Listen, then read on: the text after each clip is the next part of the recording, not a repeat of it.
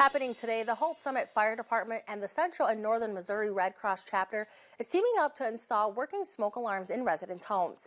ABC 17's Joshua Blount joined us live from the Holts Summit this morning where those installs are taking place. And Josh, the effort is part of a national home fire campaign.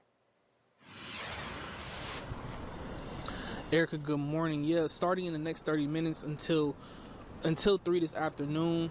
During their Sound the Alarm home fire safety event, volunteers from both organizations will be installing free smoke alarms for families here at J&L Mobile Home Park in Holts Summit. Now, according to Red Cross, house fires are the nation's most frequent disaster. In the central and northern Missouri, the Red Cross teams has responded to nearly 140 home fires and helped nearly 450 people since July 1st of last year. Now, the National Fire Protection Association says you will want to keep the following tips in mind when it comes to smoke alarms in your home. You will want to install smoke alarms in every bedroom and on every level in your home. You will also want to use interconnected smoke alarms, so when one smoke alarm sounds, they all sound.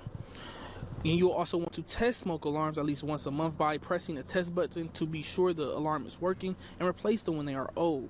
In Erica, 3 ways that people can participate is by going to soundthealarm.org/Missouri to sign up for a free smoke alarm, volunteer to install an alarm, or making a financial donation to the Red Cross to help people prepare, respond, and recover from a house fire.